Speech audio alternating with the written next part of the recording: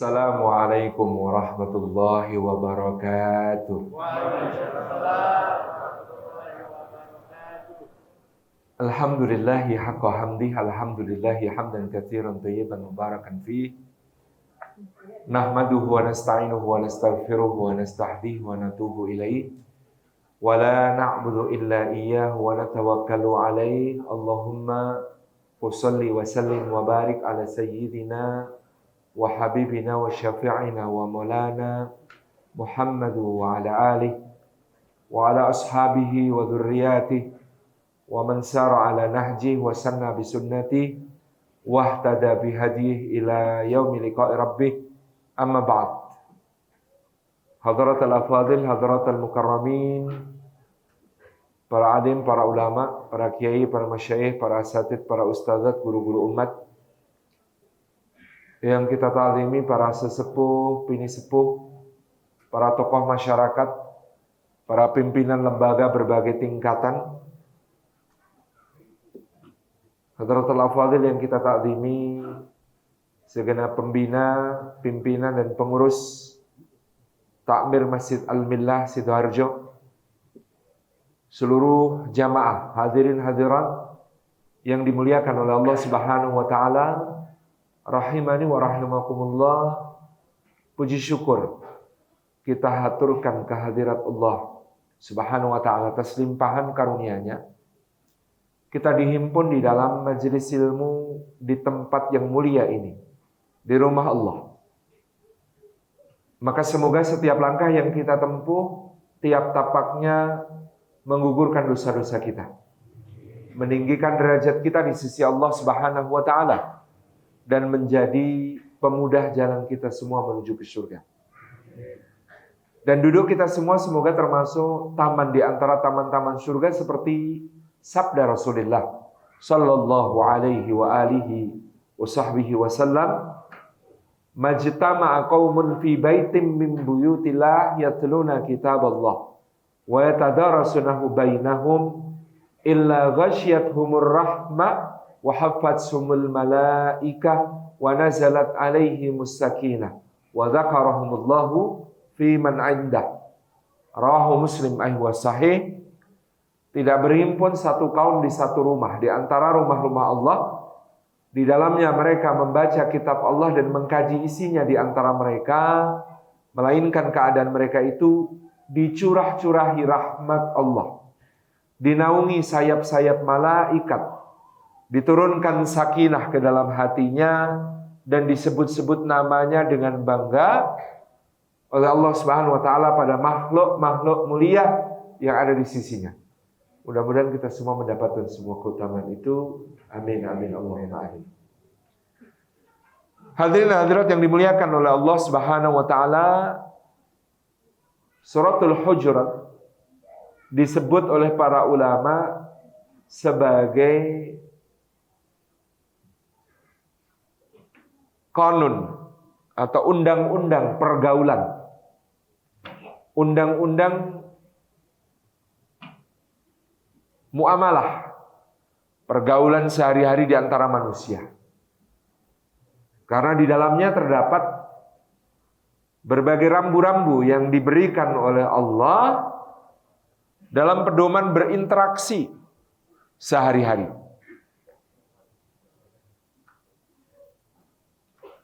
Dari rangkaian ayat-ayat tersebut, salah satu yang sangat penting untuk kita pahami, kita kaji bersama adalah firman Allah Subhanahu wa taala, A'udzu billahi minasyaitonir rajim. Bismillahirrahmanirrahim. Innamal mu'minuna ikhwatun fa aslihu baina akhawaykum wattaqullaha la'allakum turhamun. Shadaqallahul azim. Firman Allah Subhanahu wa taala, innamal mu'minuna, bahwasanya hanya saja orang-orang mukmin itulah orang-orang bersaudara. Fa aslihu, maka damaikanlah oleh kalian baina akhawaikum, di antara dua saudara kalian. Wattaqullaha, dan bertakwalah kalian kepada Allah. La'allakum, mudah-mudahan kalian semua, agar kalian semua turhamuna, dirahmati oleh Allah Subhanahu wa ta'ala. Makta pertama ayat ini, innamal mu'minuna ikhwatun. Hanya saja orang mukmin itu bersaudara.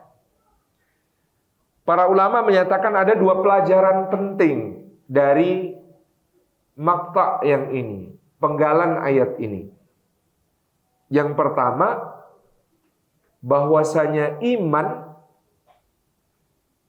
dengan segala pengertiannya itu dilihat buktinya dari interaksi, pergaulan, hubungan-hubungan yang kita jalin dengan sesama.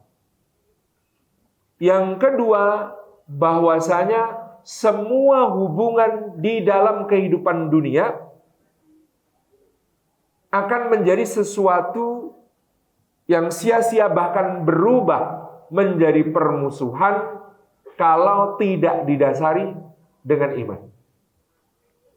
Jadi ini dua pelajaran pentingnya. Yang pertama, bahwa iman sebagai ahlu sunnah wal jamaah, kita mentakrif, mendefinisikan iman sebagai tasdiqun bil qalbi wal iqraru bil lisan wal amalu bil arkan.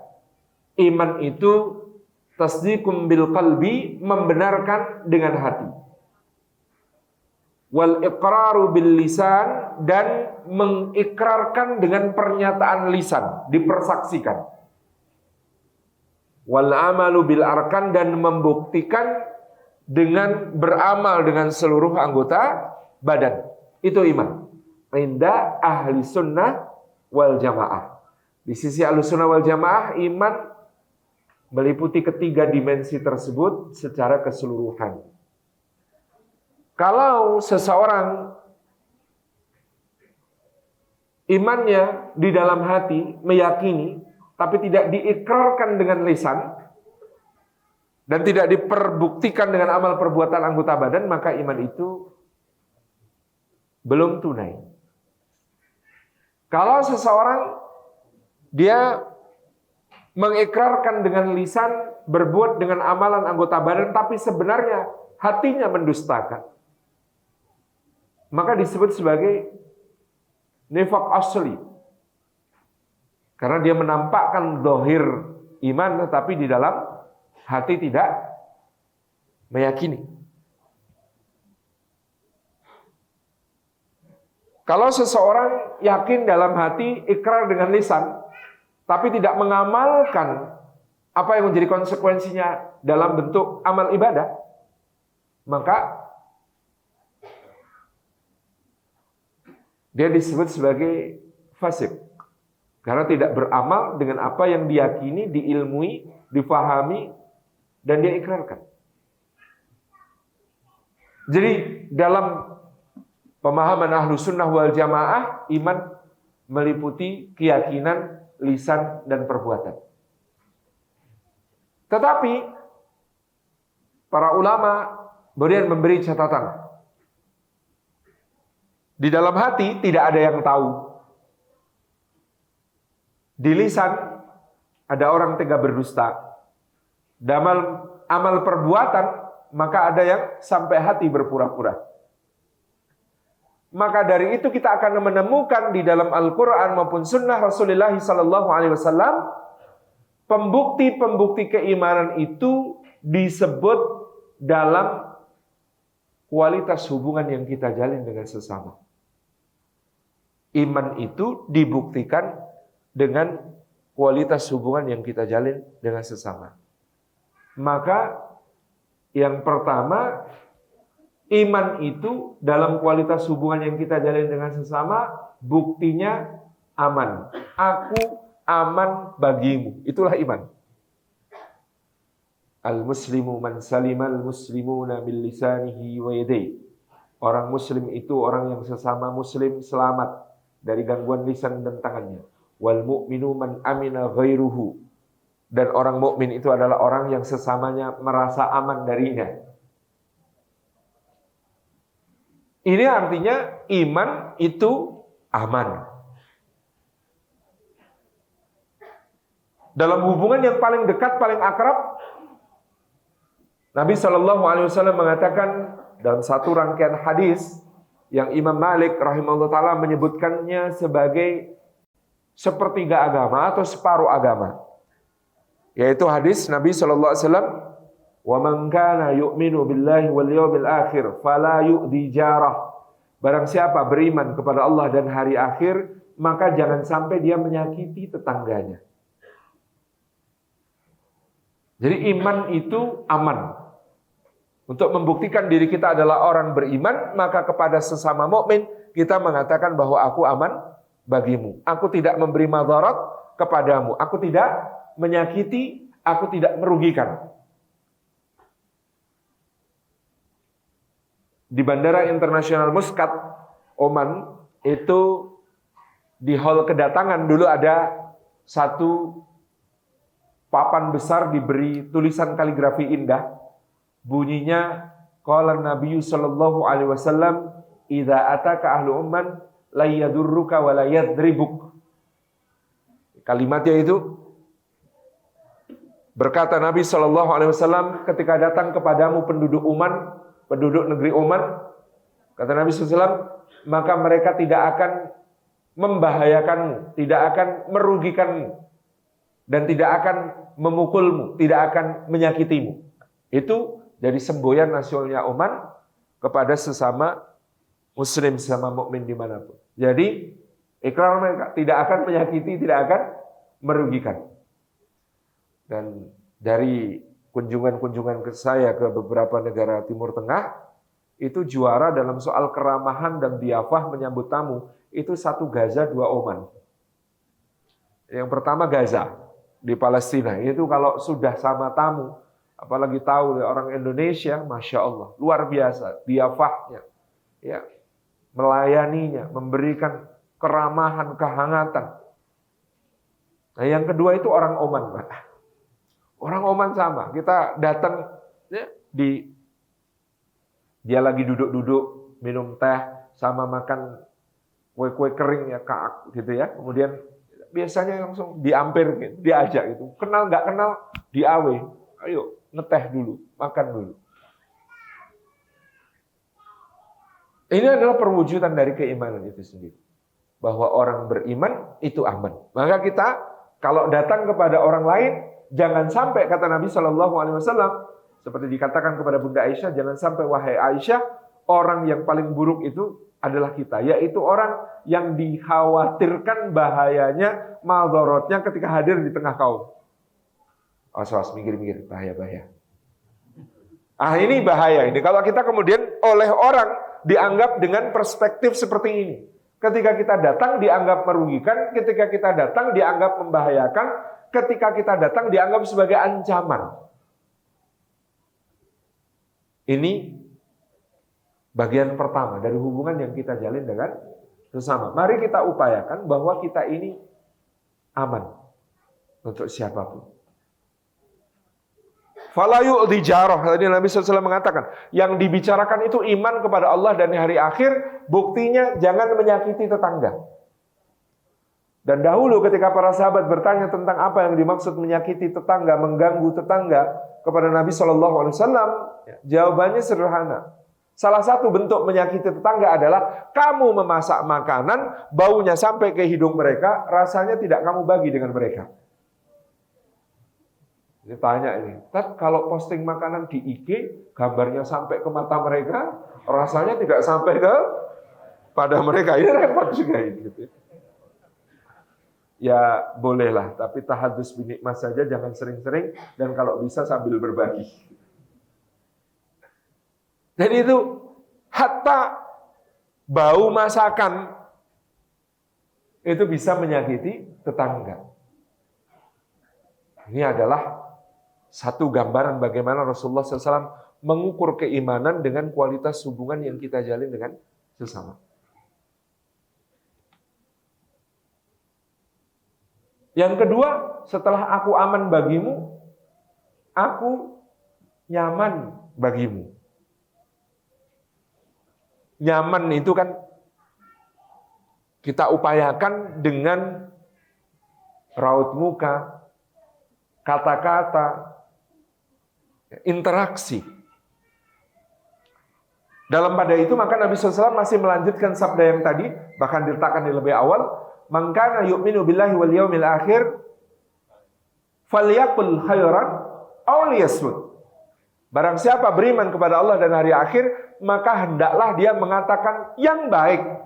Falyaqul khairan aw liyasmut, atau hendaklah dia diam.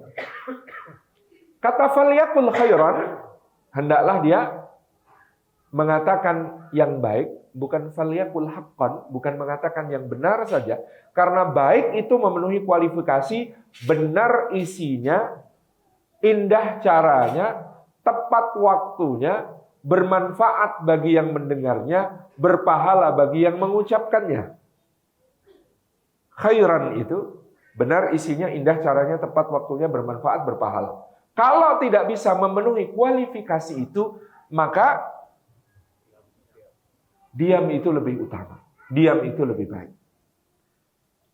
Jadi kita mengatur betul bagaimana mengucapkan sesuatu, menyampaikan sesuatu agar terjaga kenyamanan orang lain.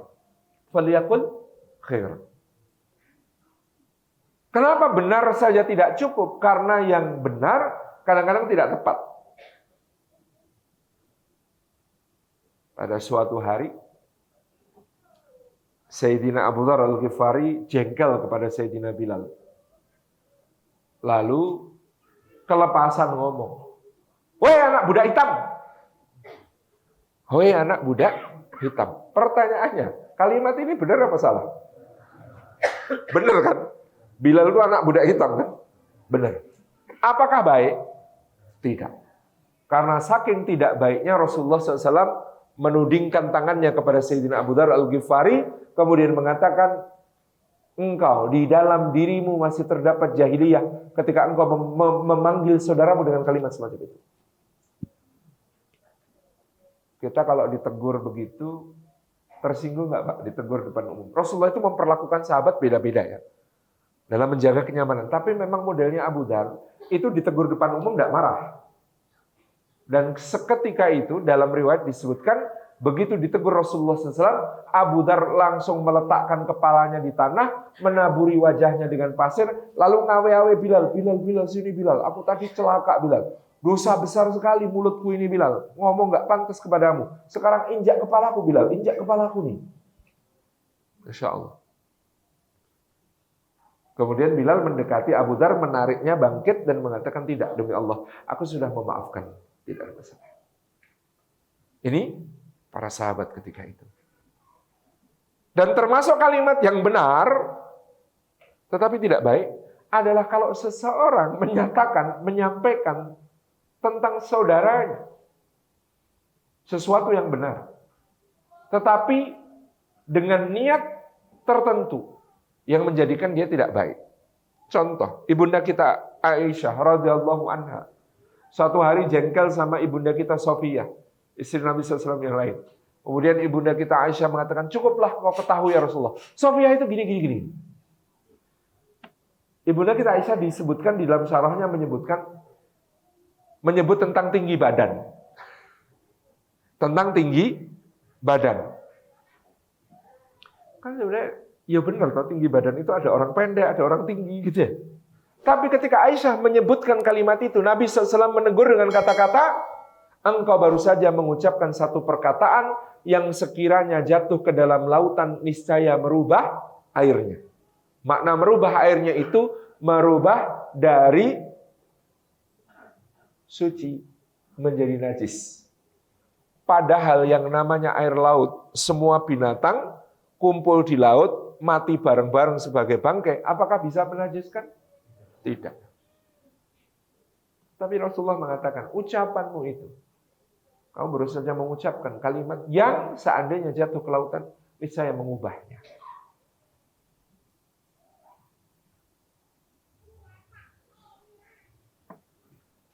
Dan memang Ibunda kita Sofiyah itu junior di antara istri-istri Nabi SAW. Dan sudah junior, bukan Arab pula. Dia berasal dari Bani Israel. Maka suatu hari dia dipanggil oleh istri Rasulullah yang lain. Gadis Yahudi. Gadis Yahudi. Nangis. Ibunda kita Sofiyah lapor kepada Nabi SAW. Kenapa menangis, wahai Sofiyah? Kata Sofiyah, ya Rasulullah, mereka memanggilku gadis Yahudi. Nabi SAW tersenyum kemudian, wahai Sofiyah, katakan kepada mereka, bapakku Harun, pamanku Musa, suamiku Muhammad SAW, siapa yang bisa mengalahkan kemuliaanku?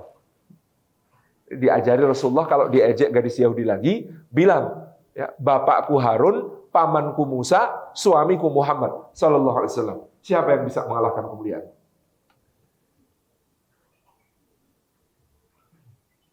Nah, maka apa yang disebutkan Bunda Aisyah yang pertama tadi tentang yang Rasulullah SAW disebut mengubah, itu kan fakta. Tapi dalam soal fakta membicarakannya kepada orang lain dengan niat merendahkan, maka masuk disebut ghibah.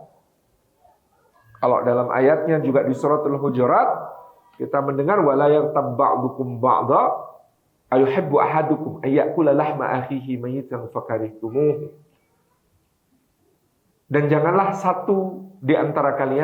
sebagian di antara kalian menggunjing sebagian yang lain. Kata ghibah berarti yang bersangkutan tidak hadir. Tidak ada di situ. Tetapi yang dibicarakan itu benar. Ini tuh benar. Sudah saya verifikasi. 100% valid. Sahih, aktual, tajam, terpercaya. Nah, itulah yang disebut sebagai ghibah. Dan saking tidak baiknya Allah sampai menggambarkan ayuhibbu ahadukum ayyakula lahma akhihi. Memangnya salah seorang di antara kalian suka dia memakan daging saudaranya yang sudah menjadi mayat, bangkai, yang busuk, yang berbelatung, bernanah, anyir, mulai mencair, menjijikkan itu. Fakaritumuhu. Maka pasti dia tidak akan menyukainya. Pasti dia akan membencinya. Subhanallah. Di sini bicara itu kata orang gampang. Tapi bicara yang sesuai dengan apa yang diarahkan Allah dan Rasulnya Sallallahu Alaihi Wasallam tidak mudah. Maka Rasulullah takjub ketika suatu hari Mu'adz bin Jabal mengatakan, apakah ada ya Rasulullah orang yang akan disungkahkan mukanya ke dalam jahanam hanya karena kata-katanya? Kata Nabi SAW, kupikir kau ini orang yang paling pakai di antara orang-orang Ansor, wahai Mu'adz. Bukankah memang sebagian besar manusia disungkahkan ke dalam jahanam karena kata-katanya? Lisan. Yang harus memang sangat dijaga. Maka ini pelurusan pemahaman sedikit tentang sebuah hadis yang cukup terkenal di Indonesia. Hadis yang cukup terkenal di Indonesia itu berbunyi qulil haqqa walau kana murran. Katakan yang benar meskipun pahit. Hadis ini saya sering dengar dijadikan sebagai hujjah oleh orang yang menyakiti hati orang lain. Yang penting saya mengatakan yang benar. Kan katakan yang benar meskipun pahit. Apakah makna hadisnya seperti itu? Kita perlu lihat keterangannya. Hadis ini diriwayatkan oleh Sayyidina Abu Dzar Al-Ghifari dan Sayyidina Mu'adz bin Jabal radhiyallahu anhuma, dua sahabat ini. Dan bahkan yang menarik dalam Bulughul Maram oleh Imam Ibnu Hajar Al-Asqalani, hadis ini diletakkan di bab tentang perniagaan. Kenapa? Karena keterangan lengkapnya begini. Datang seseorang kepada Nabi SAW, dia mengadukan, ya Rasulullah, celaka saya, binasa saya.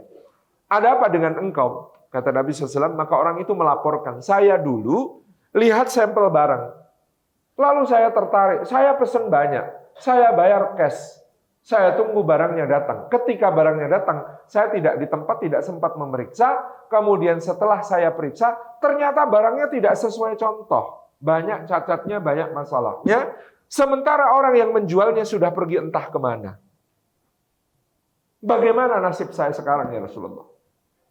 Apakah saya boleh menutupi aibnya, cacatnya barang ini ketika menjualnya kembali, sehingga dengan demikian, ya kalau bisa tidak rugi, paling balik modal saja tidak apa-apa. Ataukah saya harus jujur menyampaikan kepada para konsumen saya tentang bahwa barang ini cacat, barang ini aib, barang ini rusak. Sehingga dengan demikian maka saya akan rugi besar, bahkan mungkin bangkrut. Faqala Nabi sallallahu alaihi wasallam, maka Nabi SAW bersabda kepadanya, "Qulil haqqa walau kana murran." Katakan yang benar meskipun pahit.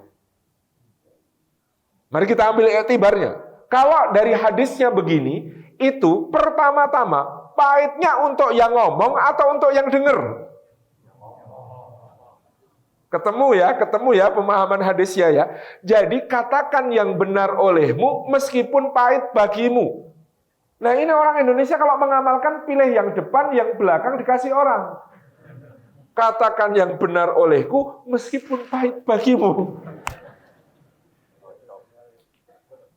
Nah ini kan tidak tepat di dalam mengambil iktibar. Jadi iktibarnya itu katakan yang benar olehku meskipun pahit bagiku, karena dengan mengatakan yang benar mungkin tadi rugi besar seperti yang dialami oleh pedagang tersebut. Disitulah ada tuntutan kejujuran meskipun memberikan kerugian dan bahaya bagi dirinya sendiri.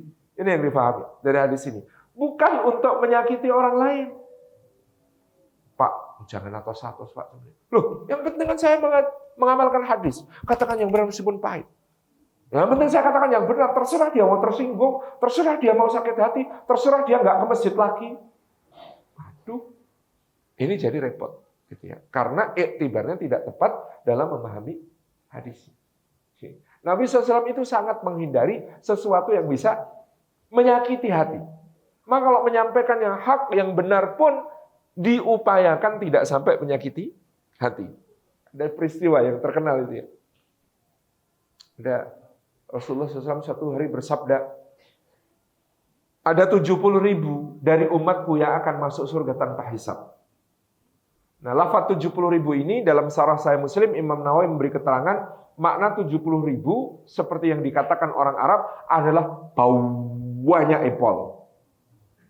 Banyak banget. Itu 70.000 itu maksudnya bukan 70.000 exactly. Karena kalau 70.000 exactly, kata Imam Nawawi, kita nggak punya kesempatan sama sekali. Sudah habis kuotanya diambil sahabat-sahabat Nabi SAW. Tetapi semua orang memahami, semua orang Arab memahami ketika orang mengatakan 70.000 maksudnya adalah banyak sekali. Seperti orang Jawa mengatakan swidak rolas. Gitu ya, dipahami ya. Jadi hadis ini ternyata menurut Imam Nawawi bukan 70.000 exactly, tetapi banyak sekali di antara umatku yang masuk surga tanpa hisab. Mudah-mudahan kita semua termasuk. Nah, ada seorang sahabat namanya Ukasyah, langsung ngacung, "Ya Rasulullah, doakan aku termasuk di antara mereka." Kemudian Nabi SAW bersabda, "Kunta minhum ya Ukasyah." Kamu memang termasuk di antara mereka, wahai Ukasyah. Lalu berdiri seseorang yang tidak disebutkan namanya, sahabat yang lain. Kemudian dia juga berkata, "Doakan juga saya ya Rasulullah termasuk yang demikian." Nabi SAW bersabda, "Qad sabaqaka Ukasyah." Engkau sudah didahului oleh Ukasyah. Para ulama menjelaskan maksudnya apa, saudara ya? Rasulullah itu paling tidak tega menyakiti sahabat. Kalimat aslinya, kalau kita yang ngomong adalah, "Mohon maaf Anda tidak memenuhi syarat." Mohon maaf engkau tidak masuk kualifikasi. Tetapi Rasulullah SAW menggunakan kalimat yang sangat lembut. Beliau mengatakan, "Qad sabaqaka Ukasyah." Engkau sudah didahului oleh Ukasyah. Ini contoh bagaimana kemudian Nabi SAW menyampaikan yang benar tanpa menyakiti. Jadi nyaman yang kita upayakan ini penting. Sehingga kemudian bahkan ada hadis yang sangat menarik. Gitu ya. Ada 2 lafaz yang sampai kepada kita. Semuanya dalam Sunan Abu Dawud, Sunan Tirmidzi, dan Sunan Nasa'i. Juga ada dalam Musnad Ahmad. Nabi SAW bersabda, "Aku jaminkan," ini lafaz pertama, Aku jaminkan sebuah rumah di surga bagian bawah untuk orang yang bisa menahan diri dari berdusta meskipun sedang bercanda. Dan aku jaminkan sebuah rumah di bagian tengahnya surga untuk orang yang bisa menahan diri dari berdebat meskipun dia benar. Dan aku jaminkan sebuah rumah di surga yang paling tinggi untuk orang yang berakhlak mulia. Ini lafaz pertama. Lafaz kedua, aku jaminkan rumah di surga bagian bawah untuk orang yang menahan diri dari berdebat karena dia tahu dirinya keliru. Dan aku jaminkan sebuah rumah di surga bagian atas untuk orang yang menahan diri dari debat meskipun dia tahu bahwa dirinya benar. Ini tentu maksudnya bukan debat ilmiah untuk membahas kebenaran atau membahas suatu ilmu. Kalau itu ya memang harus disampaikan argumentasinya. Tetapi ini yang bisa mengarah kepada perbalahan atau pertengkaran yang kemudian tidak bermakna sesuatu selain menyakitkan hati dan merusak hubungan. Maka yang demikian itu ya meskipun tahu dirinya benar, menghindari perdebatan adalah lebih baik.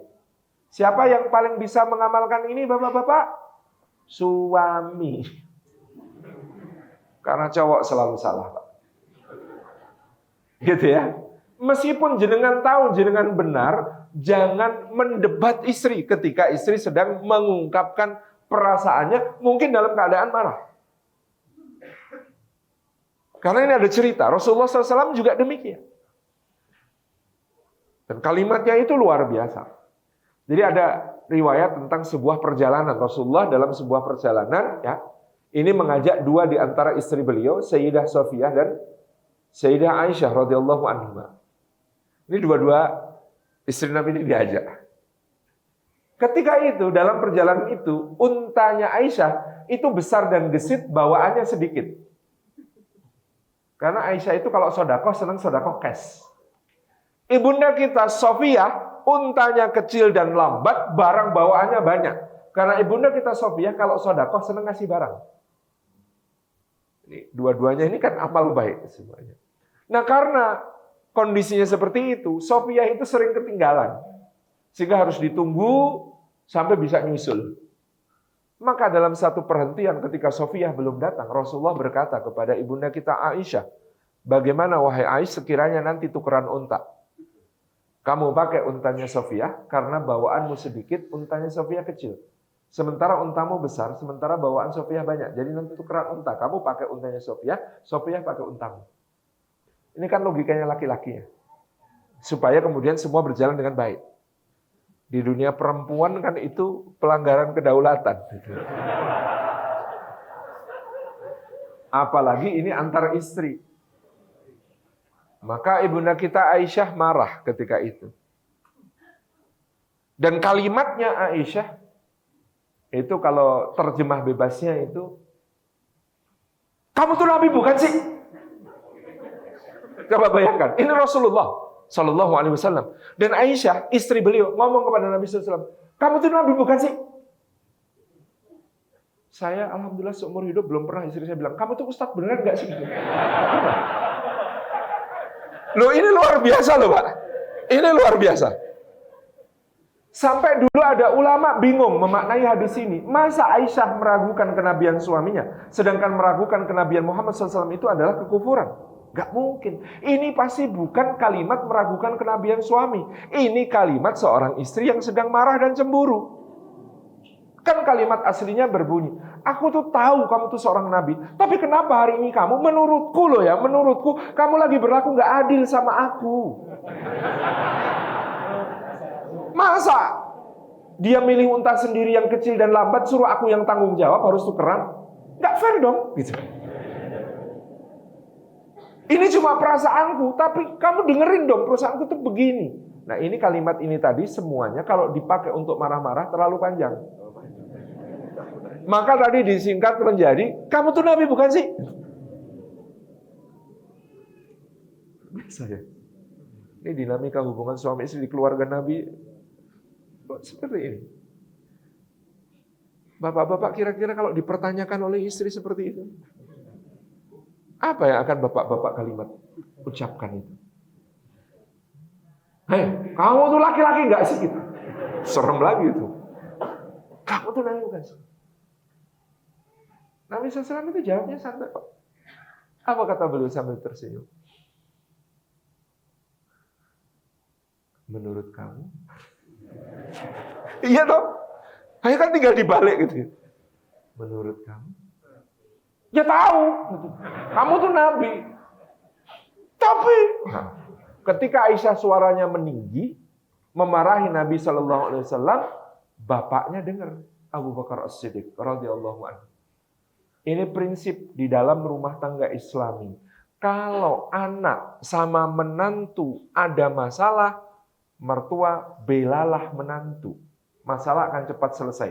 Karena kalau orang tua belain anaknya sendiri, masalah tambah panjang. Paham ya Pak ya? Ini calon-calon mertua ini. Jadi kalau ada masalah antara anak dengan suaminya, Abu Bakar belain siapa? Belain Rasulullah SAW. Mendatangi Aisyah, ditarik kerah bajunya Aisyah, kemudian dikatakan, kamu apa kamu ini? Berani-berani bicara begitu kepada Nabi SAW. Tidak tahukah engkau kalau kekasihnya Allah Subhanahu Wa Taala murka, binasa kita sekeluarga. Ketika orang tua menegur keras anak, apa tugas pasangan? Belain pasangannya. Maka Rasulullah belain Aisyah. Abu Bakar sudah. Ini Aisyah cuma mengungkapkan perasaannya kepadaku. Kamu jangan marah-marah. Mertua belain menantu, suami belain istri. Maka kemudian Abu Bakar minta maaf dan undur diri dari Rasulullah SAW. Maka Rasulullah kemudian bersabda, tuh kan, siapa yang belain kamu kalau ayahmu marah? Gitu kan? Ya kamu. Lalu Rasulullah tanya lagi, jadi ya gantian unta, tukeran unta? Ya udah. Jadi coba bayangkan, Bapak-bapak yang dirahmati Allah Subhanahu Wa Taala, bagaimana menghindar dari satu perbalahan, pertengkaran di dalam peristiwa yang semacam ini. InsyaAllah dilanjutkan setelah adzan Isya. Baik.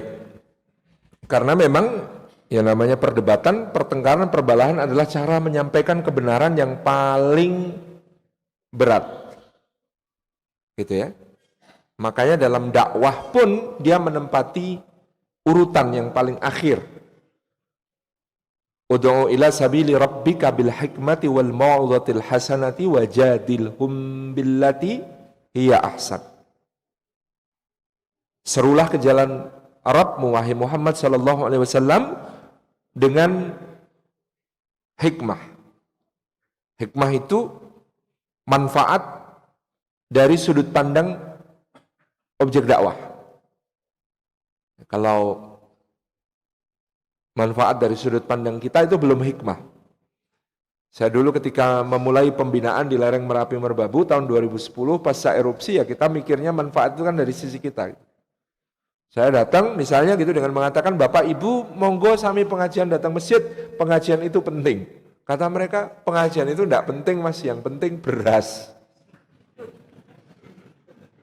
Maka berarti pengajiannya juga harus menyediakan beras. Itu contoh sudut pandang dari mereka, karena mereka pada saat itu ya seluruh kebunnya tertutup abu vulkanik yang panas sehingga rusak panennya. Untuk bisa ditanami harus nunggu 2-3 bulan lagi, untuk panen harus nunggu 3-4 bulan kemudian. Berarti 6 bulan gak ada penghasilan.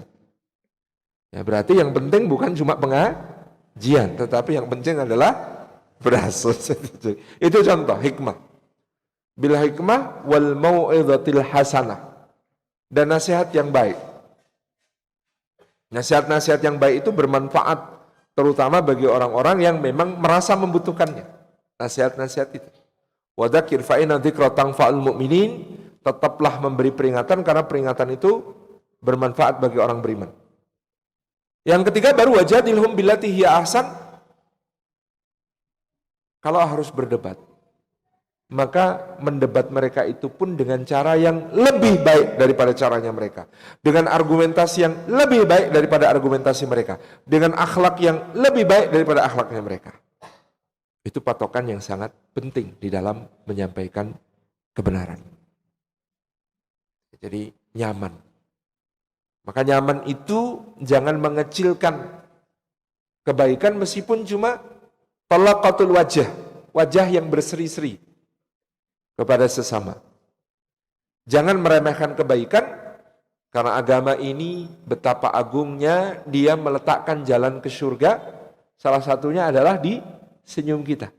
Tabassumuka fi wajhi akhika sadaqah. Senyummu di wajah saudaramu adalah sedekah.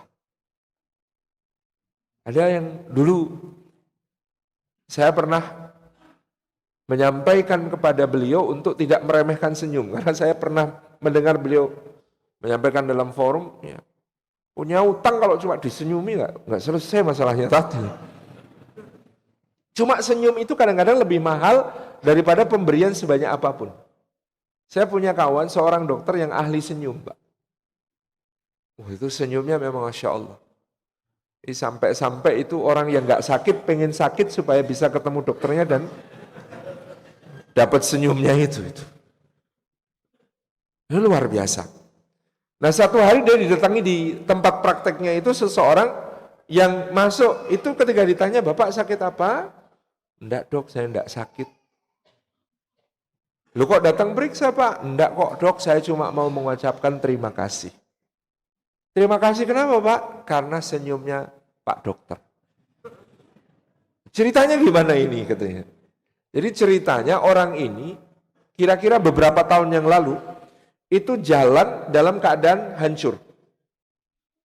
Bisnisnya bubar, modal dibawa lari teman, utang setumpuk, hidupnya kacau, ada yang laporin ke polisi, istrinya pulang ke rumah orang tuanya, bawa semua anak-anaknya.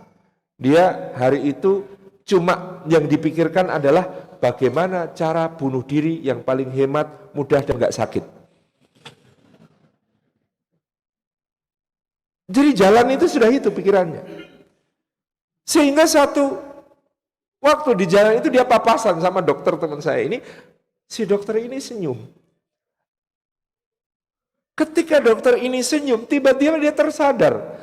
Tidak semua orang jahat sama aku. Aku masih punya harapan. Ini ada orang gak kenal aku saja bisa senyum seperti ini kepadaku. Maka hari itu balik kanan, dia nggak jadi bunuh diri. Kemudian dia mencoba untuk menata hidupnya, piye carane membangun bisnis lagi, piye carane ngelunasi utang, piye carane kembali mengutuhkan keluarganya. Dan itu berhasil setelah beberapa tahun. Itulah dia datang ke dokter tersebut. "Dok, saya cuma mau terima kasih Pak Dok." "Oh iya Pak." Nah, senyum yang seperti itu harganya berapa Pak? Menyelamatkan nyawa, menyelamatkan bisnis, menyelamatkan keluarga, menyelamatkan hidup. Luar biasa. Nyaman. Nah, jangan meremehkan senyum. Senyum itu mahal. Senyum itu bisa kita tampilkan dalam segala situasi. Meskipun ya jangan disalahgunakan. Ada cerita sejarah, ini cerita sejarah. Tengku Daud Bereh, pemimpin Aceh ya. Itu kan oleh Bung Karno ditahan di Jakarta. Begitu Pak Harto ambil alih kekuasaan, pasca Super Semar, Tengku Daud Bereh dipulangkan dengan penuh hormat ke Aceh oleh Pak Harto. Tidak berapa lama, ada muridnya Tengku Daud Bereh lapor. Abu, wah gila Soeharto Abu. Habis ini PKI, dibunuhin sama Soeharto di mana-mana. Tengku Daud Bereh bilang, "Masa Soeharto tega bunuh orang? Orang baik begitu, senyum-senyum aja kerjaannya." Kata santrinya, Abu nih, orang Aceh, makanya kalau mau bunuh orang marah-marah dulu. Soeharto ini orang Jawa, bisa membunuh sambil tersenyum. Jadi ini cerita sejarah. Saya dapat cerita ini dari putra dari muridnya Tengku Dalber ini. Jadi cerita itu bingung Tengku Dalber, mana mungkin itu orang baik itu senyum-senyum aja kerjanya. Ternyata senyum itu bisa membawa luka, Pak, gitu. Karena Pak Harto kalau senyum selesaikan itu kan.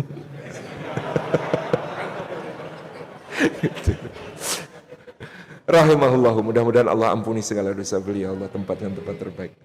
Nah, Bapak Ibu yang dirahmati oleh Allah Subhanahu wa taala, jadi nyaman. Yang ketiga, kualitas hubungan yang kita jalin dengan sesama adalah manfaat. Jadi ketika seorang mukmin menghadirkan manfaat, maka itulah bukti dari imannya. Bahkan seperti yang kemudian bisa kita simak dalam firman Allah Subhanahu wa taala dalam surat Ibrahim ayat ke-24 dan 25. Alam tara kaifa daraballahu mathala kalimatan thayyibatan kasyajaratin thayyibah asluha thabitu wa far'uha fis sama' tu'ti ukulaha kulla hinin bi'izni rabbiha. Apakah tidak kamu perhatikan bagaimana Allah membuat perumpamaan tentang kalimat yang baik, iman yang baik, kasyajaratin thayyibah, seperti pohon yang baik. Apa sifat pohon yang baik? Satu, asluha tsabitun, akarnya kokoh menghunjam.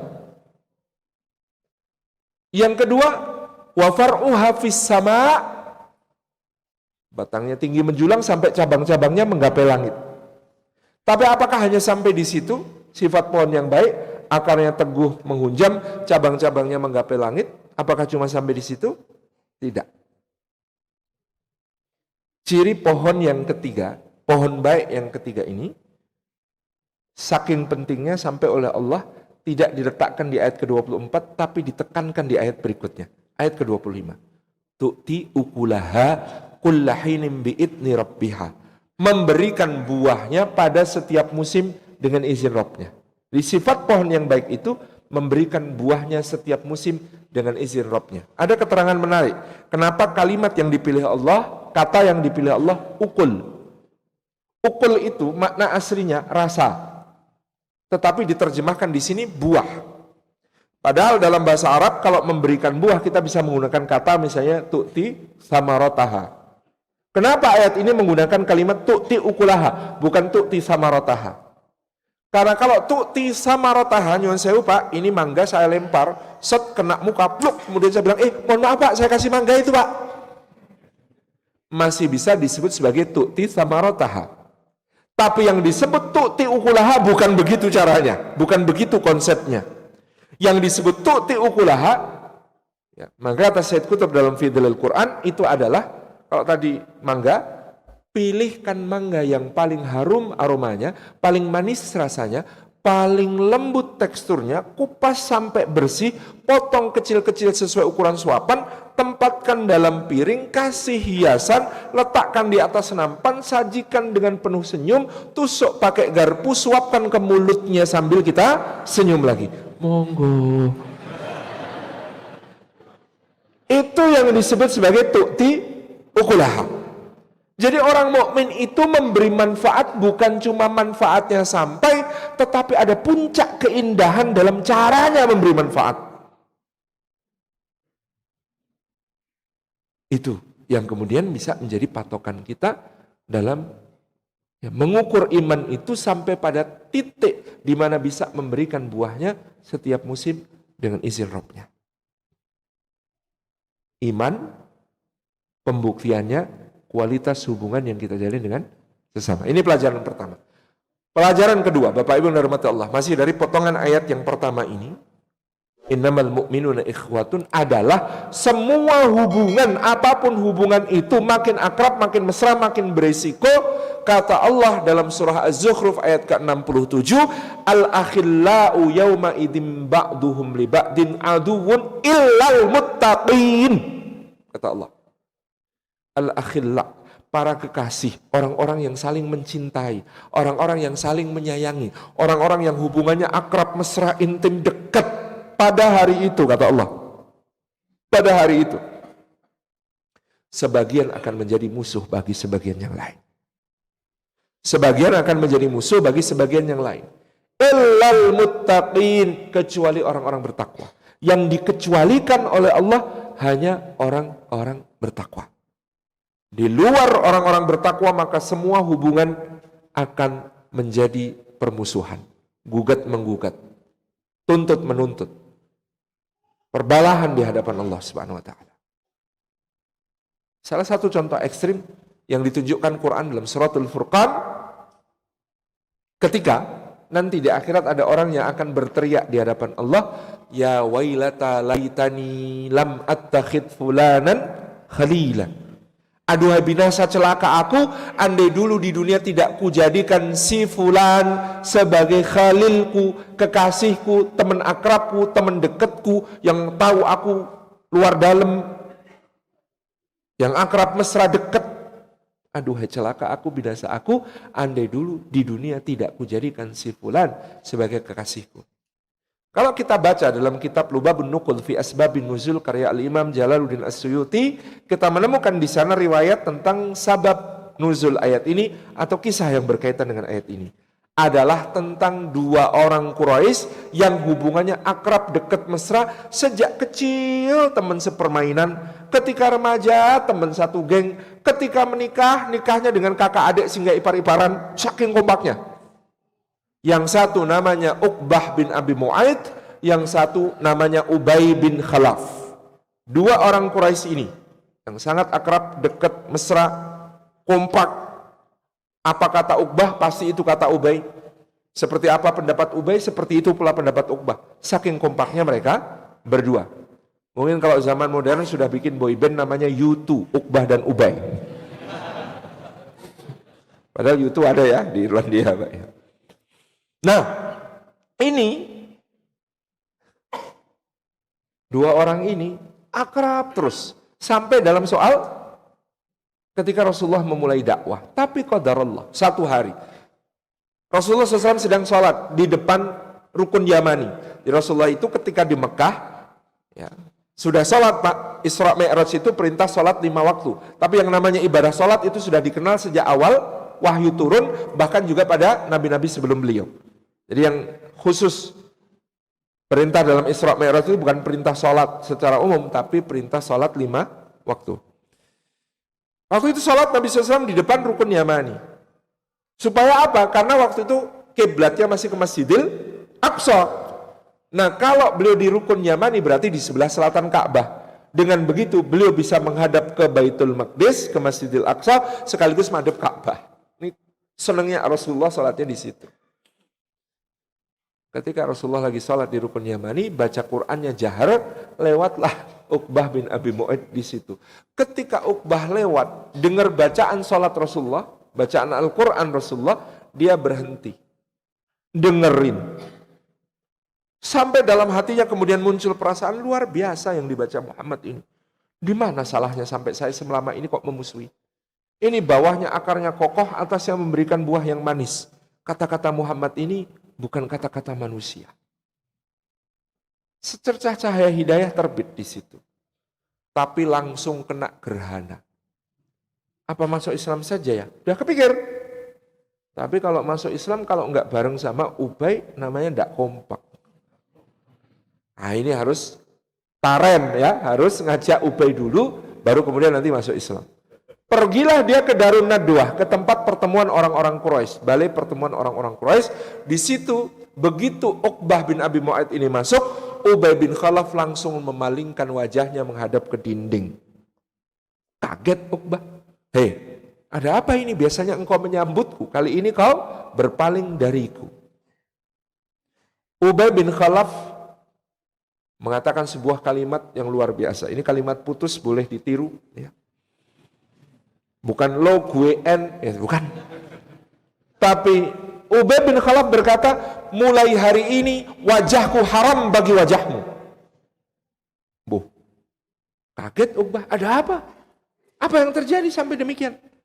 Kata Ubay, karena kamu baru saja mendengarkan Muhammad sallallahu alaihi wasallam dan kamu tersihir oleh kata-katanya, dan kamu sudah berniat meninggalkan agama nenek moyang kita, kamu mau ikut Muhammad, mengkhianati berhala-berhala sembahan kita. Karena reaksinya Ubay sangat negatif, Uqbah shock. Kemudian bilang, enggak kok. Bohong, aku ini lebih tahu isi hatimu daripada dirimu. Uqbah kemudian berkata, bersumpah demi Allah dan demi semua yang dia sembah, dia mengatakan, aku tidak akan pernah mengikuti agama Muhammad. Kata Ubay sambil berbalik, buktikan kalau begitu. Apa yang harus kubuktikan? Lakukan sesuatu yang membuat hati kami di sini ridho. Maka Uqbah bin Abi Mu'aid, orang celaka ini, pergi ke seberang Darun Nadwah. Di situ ada tempat penyembelihan onta milik orang-orang Quraisy. Di situ dia ambil keranjang, dia isi dengan berbagai kotoran, isi perut unta, isi usus yang busuk menjijikkan itu. Dia bawa ke dekat Nabi SAW. Ketika Nabi SAW sedang sujud, itu dia tumpahkan ke kepala dan ke punggung beliau SAW. Orang ini, Uqbah bin Abi Mu'aid, kelak di akhirat akan berteriak, ya wailata laitani lam attakhid fulanan khalila. Aduhai binasa celaka aku, andai di dunia tidak kujadikan si fulan sebagai kawan akrabku. Hubungan-hubungan di antara kita tentunya tidak se-ekstrim itu, na'udzubillah min dzalik. Tapi boleh jadi ada hubungan di antara kita yang bukannya makin mendekatkan kepada Allah, tapi bikin kita menjauh dari Allah. Bukannya dalam taat, tapi justru banyak sia-sia dan maksiat. Yang seperti ini harus segera direvolusi mental. Yaitu dengan ditata ulang menjadi cinta karena Allah. Aku mencintaimu karena Allah dengan cara yang diridhai Allah dalam rangka mencari ridha Allah. Kalau sudah seperti ini, maka hubungan kita akan menjadi innamal mu'minuna ikhwatun. Menjadi bersaudara sebagai orang beriman. Dan fadilahnya satu. Itulah halawatul iman. Manisnya iman itu kalau mencintai karena Allah, berjumpa karena Allah, berpisah karena Allah. Allah menyediakan naungan pada hari dia tiada naungan selain naungannya. Kepada siapa? Kepada orang yang saling cinta karena Allah. Dari 7 golongan itu, saling cinta karena Allah salah satunya. Bahkan Allah menyediakan mimbar-mimbar dari cahaya. Yang Allah akan bertanya pada hari mahsyar, ainal mutahabina li jalai?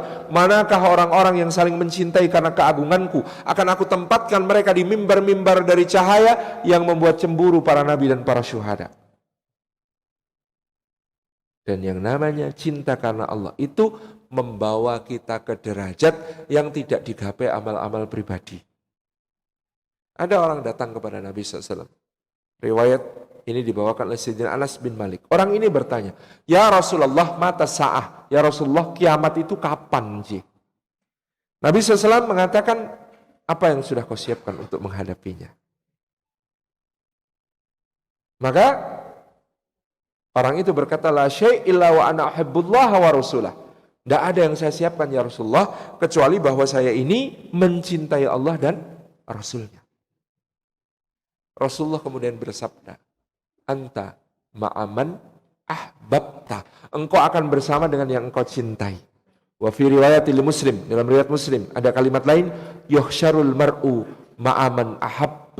Orang akan dihimpun bersama dengan yang dicintainya. Hadis ini sudah indah, tapi penjelasannya rawi Anas bin Malik lebih indah lagi. Kata Anas bin Malik, kalau ada orang mau nuker hadis ini dariku, pakai sepenuh bumi berisi emas, gak akan ku berikan. Kenapa? Kata Anas bin Malik, karena amalku, ibadahku, sholatku, Qur'anku, jihadku, sodakohku, tidak ada seujung kukunya Umar. Tidak ada seujung kukunya Abu Bakar, apalagi seujung kukunya Rasulullah SAW. Kata Anas bin Malik, tetapi aku mencintai mereka.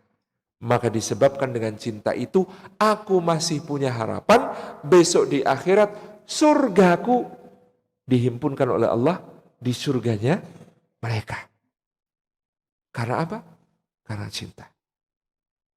Ini pemahaman kedua dari makta ini adalah kalau cinta sudah karena Allah, dia mengangkat kita ke derajat yang sangat tinggi di sisi Allah Subhanahu wa ta'ala. Innamal mu'minuna ikhwat. Mukmin itu bersaudara. Seorang ulama mengatakan ketika kita bersaudara karena iman, maka aku sebenarnya adalah engkau dan engkau sebenarnya adalah aku. Hanya kita sedang tinggal di jasad yang berbeda. Maka ketika kita mengatakan innamal mu'minuna ikhwatun, saya bersama teman-teman di Jogja dulu bikin acara ya, kebersamaan kita semuanya.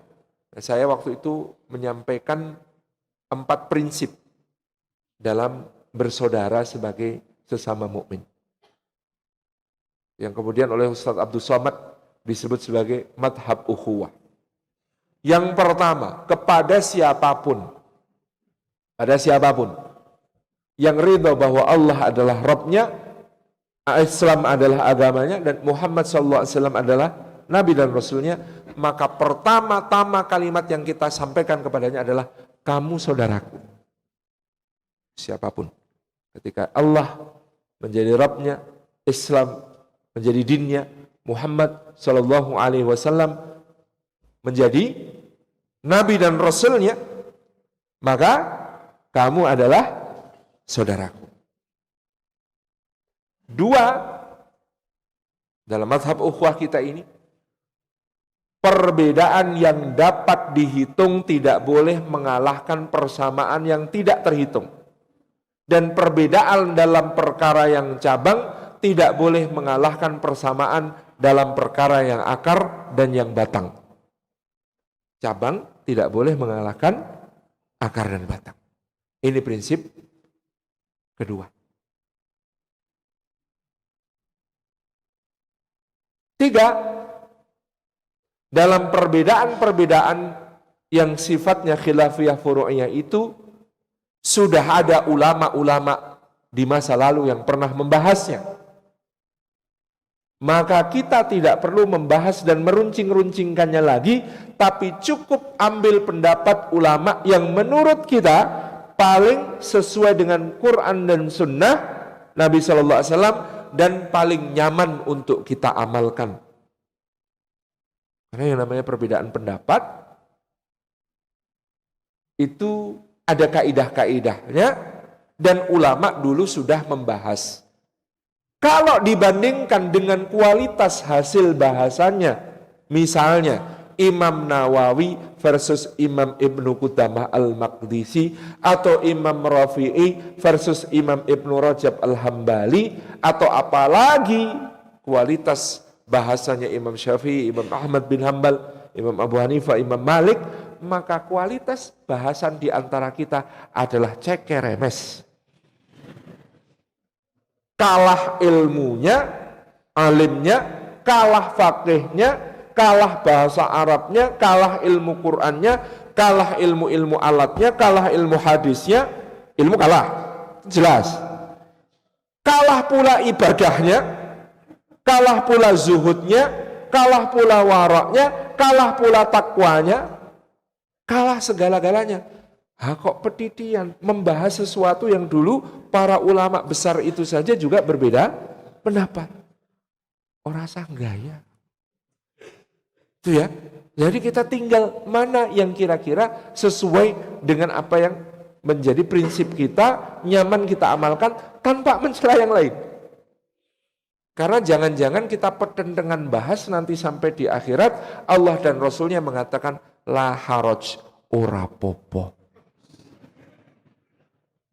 Contoh yang terjadi pada masa sahabat, pasca perang Ahzab, pasca perang Khandaq, diketahui Bani Quraidah, Yahudi Bani Quraidah berkhianat. Tempatnya Yahudi Bani Quraidah itu di perbukitan sebelah atas Madinah. Pada hari itu Rasulullah SAW mengirim satu detasemen pasukan untuk apa? Mengamankan Bani Quraidah jangan sampai ada yang lari. Maka Nabi SAW bersabda kepada mereka pada saat itu, mengutus mereka dengan mengatakan, jangan sekali-kali kalian sholat asar kecuali di Bani Quraidah. Berangkat sekarang. Jadi kalimatnya, jangan sekali-kali sholat asar kecuali di Bani Quraidah. Berangkat sekarang. Akhir perang Ahzab itu terjadi pada musim dingin, puncak musim dingin. Musim dingin itu jarak antara asar dengan maghrib pendek karena siangnya pendek. Maka pasukan ini ketika berangkat menuju ke Bani Quraidah, baru sampai tengah perjalanan matahari sudah mau terbenam. Di tengah perjalanan itulah pasukan terbelah menjadi dua kelompok. Yang separuh mengatakan, mas, sholat dulu. Habis ini waktunya. Asar. Separuh rombongan mengatakan, nggak dengar apa tadi pesannya Rasulullah. Jangan sekali-kali sholat asar, kecuali di Bani Quraidah. Ya sholatnya nanti, sesuai perintah Rasulullah, di Bani Quraidah.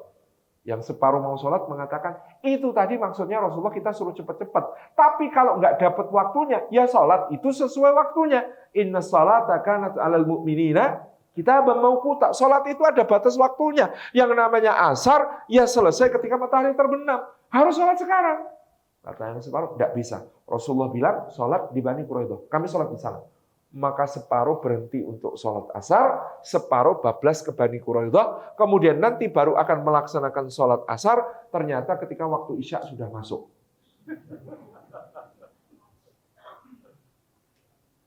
Ketika Rasulullah hadir, ini kan ramai ini sahabat ini mau saling melaporkan. Ini loh ya Rasulullah, tidak taat kepadamu, engkau bilang sholat asar, jangan dilakukan kecuali di Bani Quraidah. Lah sholat di jalan. Payah mereka ini ya Rasulullah. Yang separuh mengatakan, lah kami ini sholat sesuai waktunya Rasulullah. Ini cara mana sholat asar waktunya waktu Isya. Mana yang salah, mana yang benar? Rasulullah SAW bersabda, la haraj ora popo. Tidak ada masalah. Jangan-jangan kita ramean pertentangan nanti di akhirat juga lah harus urap. Kan repot, rugi. Masya Allah ya. Jadi yang namanya perbedaan pendapat kalau khilafiyah furu'iyah itu bukan hak dan batil, itu shawab dan ashab. Ini kadang-kadang yang saya ada teman-teman yang tidak membedakan ranah akidah dengan ranah fikih. Kalau di ranah akidah itu adanya hak dan batil, itu pun masih harus dipisahkan antara yang usul dengan yang furu'. Yang usul itu keyakinan bahwa tiada ilah selain Allah dan bahwa tiada sekutu baginya dan bahwa tidak ada yang serupa dengannya. Itu kan usul. Furu'nya nanti pada bahas Allah di mana. Iya kan? Itu furu'ul akidah. Itu bukan perkara pokok dalam akidah, bukan usulul akidah. Karena jenengan nanti ditanya dalam kubur, itu kalimatnya man robbuka, siapa robmu, bukan ainallah, di mana Gusti Allah. Itu tidak ditanyakan di dalam kubur. Dulu para ulama, para sahabat zaman Sayyidina Umar itu bertanya ainallah bukan untuk membahas di mana kedudukan Allah, di mana lokasinya Allah, enggak. Mereka mengatakan ainallah untuk mengingatkan bahwa Allah selalu maha mengawasi. Ingat kasusnya Sayyidina Umar dengan seorang penggembala? Datang, kami ini musafir, kelaparan dan kehausan. Bisa enggak kamu ambilkan satu kambing untuk kami? Ya, ambil susunya kita sembelih untuk dimakan. Oh, enggak bisa Tuhan. Enggak bisa. Kenapa? Ini milik Tuhan saya, bukan milik saya. Saya tidak punya hak untuk menjual ataupun membelinya. Kan tuanmu tidak tahu. Kalimatnya budak itu, penggembala kambing itu, fa'ainallah. Maka di mana Allah? Jadi dulu kalimat ainallah digunakan untuk mengingatkan orang tentang bahwa Allah selalu maha mengawasi. Bukan untuk membahas di mana lokasinya Gusti Allah. Kok sekarang jadi didebatkan soal di mana lokasinya Gusti Allah. Ini penyimpangan ini. Saya bilang ini bid'ah. Bahas seperti itu. Ini contoh, kita kembalikan sesuai pemahaman salafus saleh. Ngono kuwi lho. Ini untuk mengingatkan bahwa Allah selalu mengawasi. Maka kalimatnya ainal. Jadi kalau dalam fikih itu lebih-lebih lagi, maka kalimatnya adalah shawab, benar, ashab, lebih benar. Atau shawab tepat, ashab lebih tepat. Bukan hak dan batil. Karena yang namanya ikhtilaf furu'iyah dalam fikih itu kadang-kadang ternyata ada ikatan zamannya. Satu pendapat di masa lalu yang dianggap syadz ganjil pada kondisi tertentu bisa menjadi pendapat yang ashab, lebih tepat untuk dipilih.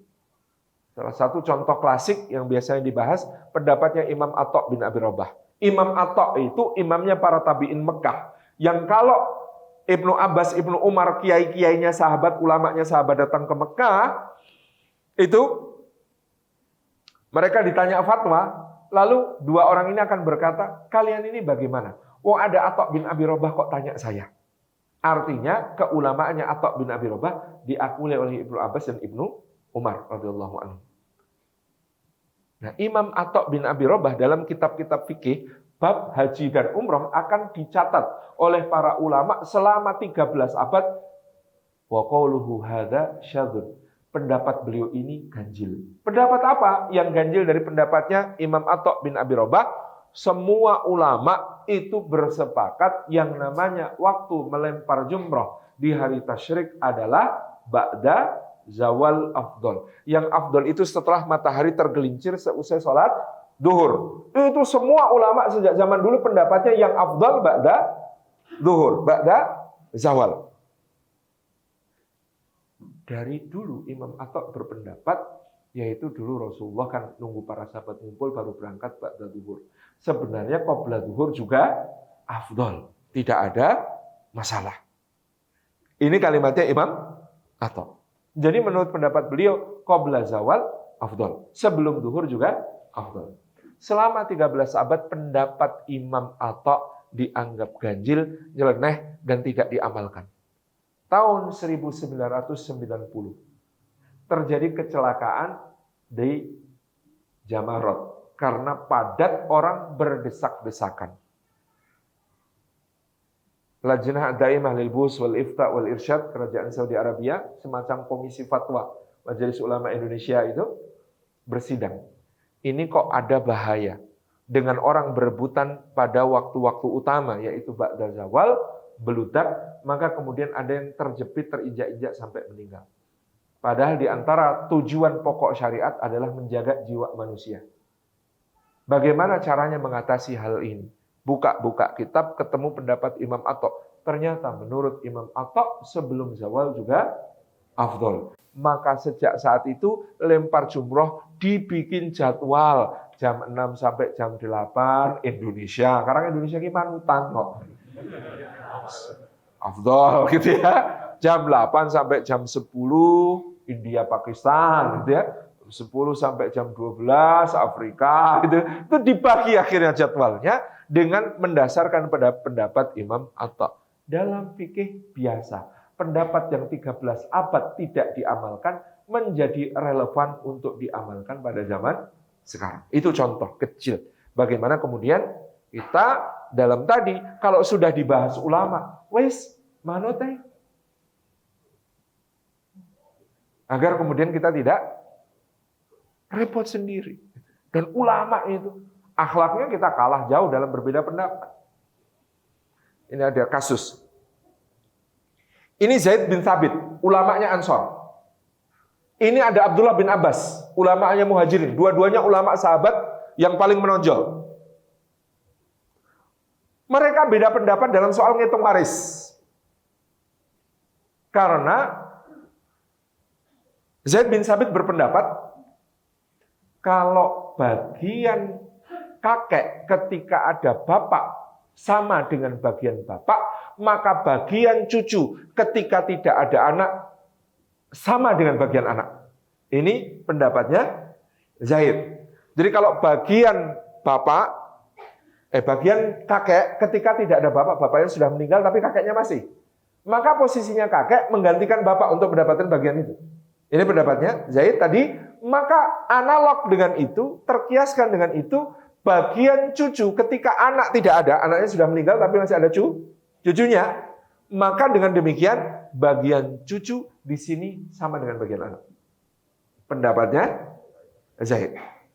Ibnu Abbas mengatakan, ana saubahiluhu, saya berani mubahalah sama Zaid kalau soal itu.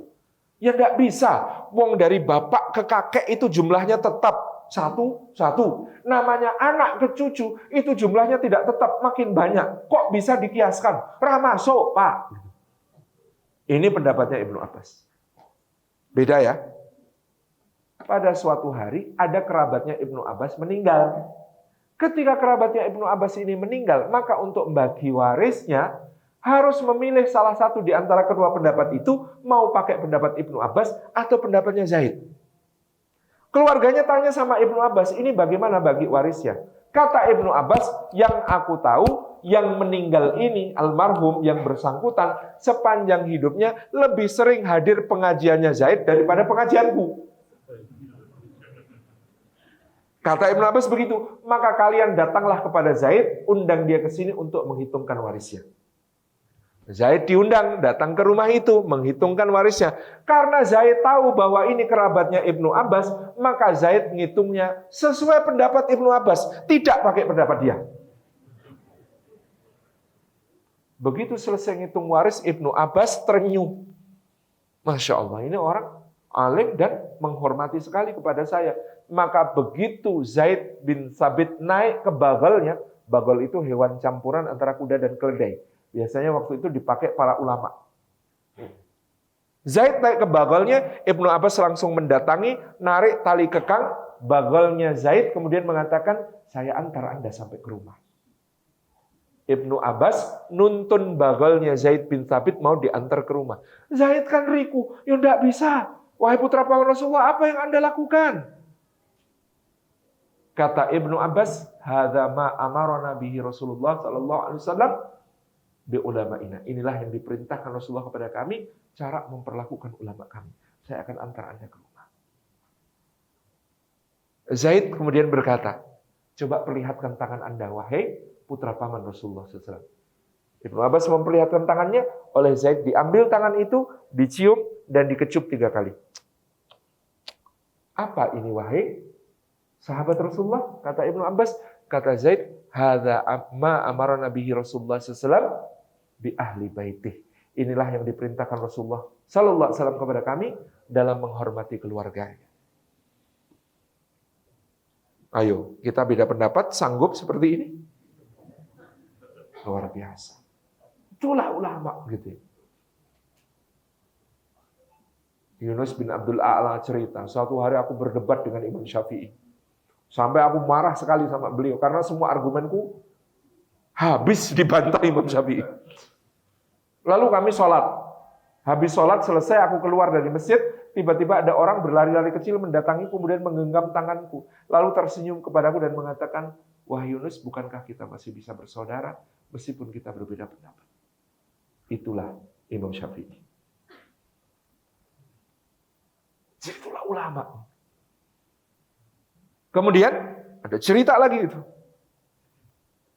Imam Syafi'i itu datang dari Mekah menuju Baghdad. Sampai di gerbang kota Baghdad, Imam Ahmad bin Hanbal sudah nunggu dengan sikap sempurna. Ketika Imam Syafi'i datang, bagalnya Imam Syafi'i ditarik tali kekangnya oleh Imam Ahmad, dibawa ke penginapan. Beritanya gempar. Karena Imam Ahmad adalah lambang kebanggaan seluruh ahli hadis. Sementara Imam Syafi'i adalah lambang kemuliaan seluruh ahli fikih. Sahabat Imam Ahmad, namanya Imam Yahya bin Ma'in, ngomong sama muridnya yang adalah putra Imam Ahmad. Sampaikan sama bapakmu, bukan begitu caranya. Itu namanya merendahkan ilmu hadis yang ada padanya. Anaknya pulang. Lapor sama Imam Ahmad. Ayah, kata guruku Yahya bin Ma'in, kamu telah merendahkan ilmu hadis dengan cara menuntun bagalnya Imam Syafi'i dari gerbang kota ke tempat penginapan. Kata Imam Ahmad bin Hanbal, sampaikan pada gurumu nak, kemarilah kalau dia ingin mendapatkan kemuliaan seperti yang aku dapatkan, aku tuntun bagalnya Imam Syafi'i dari sebelah kiri, dia tuntun sebelah kanan, dia akan dapat kemuliaan seperti kemuliaan Imam Ahmad. Ketika Imam Syafi'i hadir di Baghdad, di Masjid Jami' Al-Mansur, kata Imam Al-Karabisi, itu ada 70 majelis ilmu. Begitu Imam Syafi'i datang, tinggal sisa 3. Yang lainnya bubar, gabung ke majelisnya Imam Syafi'i. Saking menariknya ilmu dan penyampaian beliau, rahimahullah ta'ala. Sekali majelis Imam Syafi'i di Masjid Jami' Al-Mansur, itu dikatakan hadir 150.000 orang.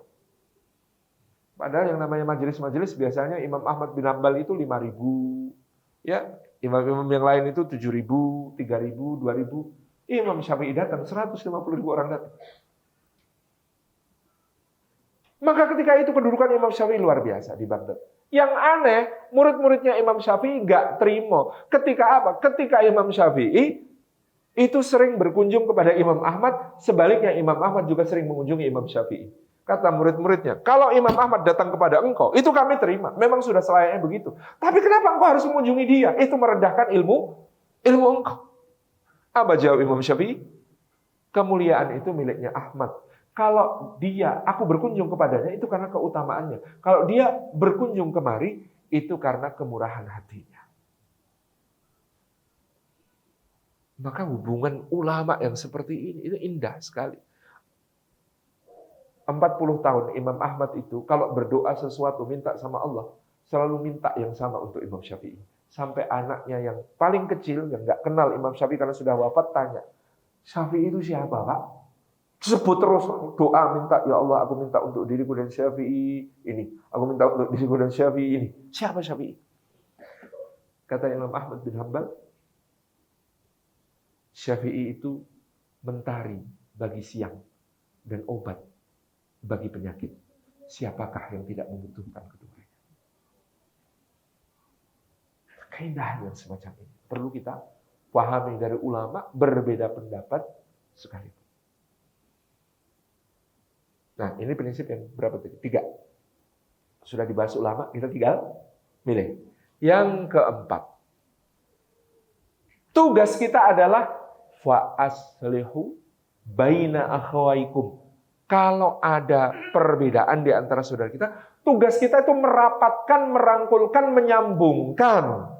Bukan justru kemudian memperuncing. Salah satu yang saya paling tidak suka, kalau dalam satu majelis ada pertanyaan dari hadirin kepada ustadznya. Bunyi kalimatnya adalah, Ustadz, bagaimana pendapat Ustadz tentang ceramah Ustadz Fulan di YouTube, judulnya ini, menit ke-21, detik ke-15, dia mengatakan begini.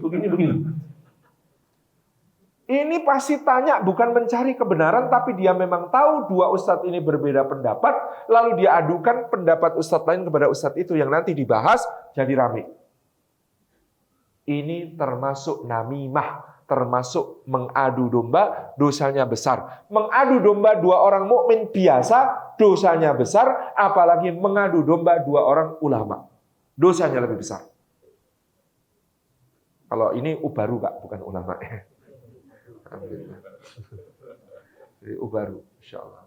Jadi kita harus meniru justru yang dilakukan oleh para ulama terdahulu itu, nyambungkan, merapatkan, mempertemukan, mengislah. Imam Sufyan Ats-Tsauri itu tinggalnya di Damaskus, di Syam. Tidak tahu siapa yang bisik-bisiki. Setiap khutbah, setiap ceramah, setiap taklim, itu dia selalu mengatakan, berhati-hatilah kalian kepada orang Irak yang bernama Abu Hanifah, ahli bid'ah yang paling besar, yang dia tidak berhukum dengan kitab Allah dan sunnah Rasulnya, tapi dia beragama dengan ra'yunya, dengan pendapatnya, dengan pikirannya sendiri. Dia sesat dan dia menyesatkan. Jadi Imam Sufyan Ats-Tsauri di Damaskus setiap khutbah nyebut nama Imam Abu Hanifah, memperingatkan orang supaya tidak mengambil ilmunya Abu Hanifah. Ada seorang murid beliau, namanya Imam Abdullah Ibnul Mubarak. Memang ulama yang penuh berkah beliau ini. Imam Abdullah Ibnul Mubarak itu pernah ke Kufah dan kemudian juga berguru kepada Abu Hanifah. Maka dia kumpulkan fatwa-fatwa Abu Hanifah dalam sebuah buku, tapi tidak kasih judul. Jadi tidak dikasih judul fatwa-fatwa Abu Hanifah. Enggak, sampulnya dilepas. Di situ kemudian ada pertanyaan, dijawab dengan Qala Nu'man. Karena nama aslinya Imam Abu Hanifah adalah An-Nu'man bin Sabit. Qala Nu'man. Ini himpunan fatwanya Imam Abu Hanifah. Lalu dia datang ke Syam, ke Damaskus. Imam Ibnul Mubarak ketemu dengan Imam Sufyan Ats-Tsauri. Lalu dia serahkan kitab itu dan bertanya, wahai Imam, coba di sini ada fatwa-fatwa terkait beberapa masalah yang ditanyakan orang dan jawabannya. Bagaimana pendapatmu tentang fatwa-fatwa ini? Imam Sufyan Ats-Tsauri buka. Masya Allah. Masya Allah. Ini yang berfatwa seorang faqih. Afqahul fuqaha. Orang faqih di antara semua yang paling faqih. Ini alimul allamah. Ini pasti yang berfatwa orang yang sangat alim dan sangat mendalam ilmunya. Ini pujian terus dari awal kitab sampai akhir. Wahai Ibnul Mubarak, katakan kepadaku siapa Nu'man ini? Kenapa aku tidak mengenal ulama namanya Nu'man?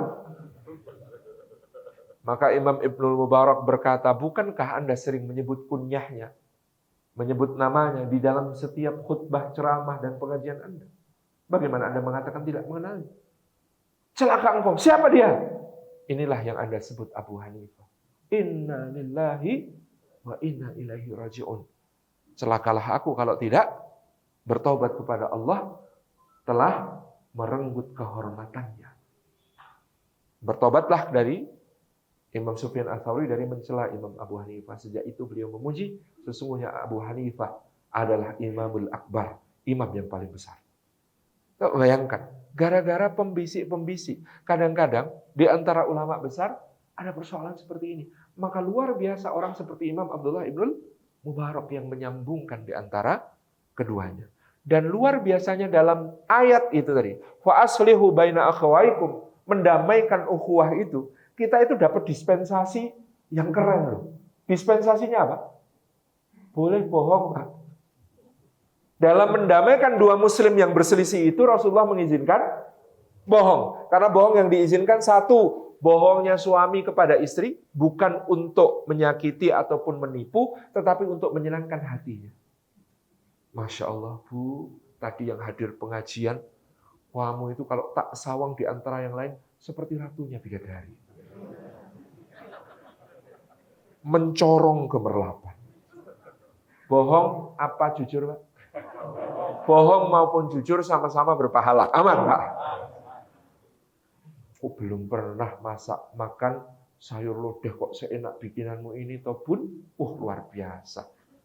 Jujur apa bohong, Pak? Jujur maupun bohong sama-sama berpahala. Aman. Ibu-ibu itu kalau dipuji kan, gombal sambil nyubit, tapi seneng hatinya, Pak. Ya itulah ibu-ibu. Anda itu harus tahu, ya, ada psikologinya tersendiri menghadapi ucapan wanita. Jenengan tindak mancing ora pamit baline telat. Dah wis tekan depan rumah kan langsung pintunya dibanting. Kenapa nggak tidur di sungai aja sekalian? Bro. Apa yang harus Anda lakukan, Pak? Pergi atau tetap di situ? Tetap di situ. Karena semua wanita yang membanting pintu, menyuruh suaminya pergi, sebenarnya berdiri di balik pintu, menanti pintu itu diketuk lagi. Karena kalau jenengan pergi, dia bingung dan sedih, Pak. Lu tadi kemana? Gitu. Tetapi kalau jenengan ketuk lagi, Bu, dibuka, apa ketuk-ketuk? Sebenarnya padahal hatinya, alhamdulillah suamiku nggak pergi. Dalam hatinya begitu. Jadi memang ada seninya tersendiri, Pak. Ini tadi sampai mana? Kok sampai ke situ? Gitu. Jadi fa aslihu baina akhawaikum, boleh berbohong dalam satu tadi suami kepada istri, yang kedua mendamaikan dua muslim yang berselisih, baru yang ketiga dalam peperangan. Ya, itu dispensasi boleh bohong. Assalamualaikum Ustadz. Waalaikumsalam. Ada apa, Mas? Dapat salam Ustadz dari Pak Kiai B di sana itu. Hah? Mosok? Iya Pak Ustadz. Pak Kiai itu? Iya. Yang sering bilang saya Wahabi itu.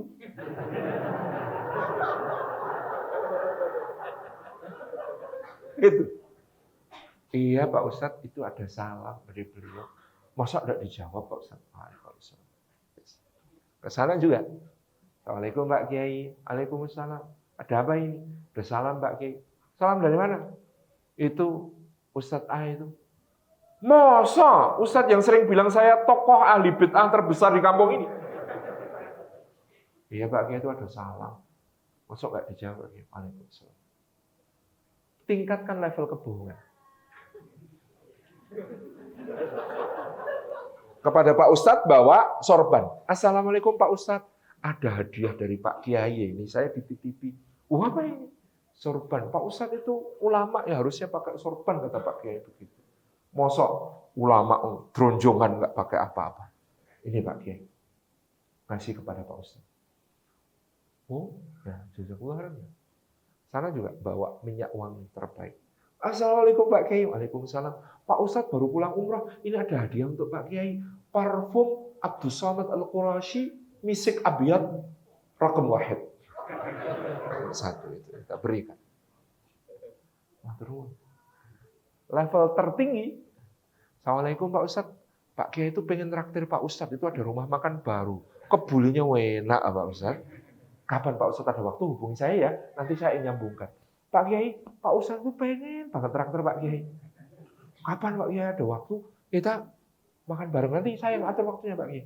Ya, ketemu, makan. Orang kalau sudah makan satu meja, kata Ustadz Abdullah Hadrami, selesai 90% perbedaan. Tinggal yang 10% bisa jadi bahan obrolan. Nah, Assalamualaikum Pak Kiai, sudah dibayar Pak Ustadz, aman. Sama Pak Ustadz, sudah dibayar Pak Kiai, aman. Persoalannya siapa yang bayar? Ayo tanggung jawab, begitu ya. Sudah sampai level itu harus tanggung jawab bagaimana kemudian merekatkan, menyambungkan. Mohon maaf, ini contohnya ekstrim ya. Tapi kalau mau dicoba diamalkan boleh. Cuman saya ingin menggambarkan betapa kemudian kita kurang agen-agen yang bisa menyambungkan, mempertemukan, ya, merekatkan satu sama lain. Yang itu adalah amalun adzim karena diperintahkan langsung oleh Allah, fa aslihu baina akhwaikum. Maka damaikanlah di antara kedua saudara kalian. Selama kita sama-sama ahlus sunnah wal jamaah, kita harus, ini kok saya mendengar sekarang ada kecenderungan agak digesek-gesekkan lagi. Yang dulu sudah tentrem-tentrem tidak ada masalah, digesek-gesekkan lagi. Bahkan di antara dua organisasi kaum muslimin yang paling besar. Problem ini Pak. Kalau sampai penggesek-gesekan ini sukses. Problem. Subhanallah. Jangan sampai. Kita jaga betul-betul. Ya, ini perkara yang kemudian harus betul-betul kita ikhtiarkan untuk bersama-sama. Kenceng boleh Pak, tapi tetap asyik. Kenceng boleh, tapi tetap asyik. Ini cerita Pak A.R. Fahrudin. Allahu yarham Kiai Haji A.R. Fahrudin, Ketua PP Muhammadiyah 1968-1990. Pak A.R. itu, kalau soal sholat tarawih, memegang teguh hadis Aisyah. Yang Ibunda kita Aisyah mengatakan tidak pernah kusaksikan sholat Rasulullah pada malam hari di rumahnya, di Ramadan ataupun di luar Ramadan lebih dari 11 rakaat. Ini hadis Aisyah. Sebenarnya hadis Aisyah ini nanti akan diberi keterangan oleh para ulama, para sahabat bahkan, itu kan kalau di rumah. Maka Rasulullah sholatnya panjang. Karena Ibnu Abbas pernah bersaksi, aku ikut sholat Rasulullah di rumah, habis itu kapok. Kenapa? Rakaat pertama, baca ba'da Fatihah itu Al-Baqarah.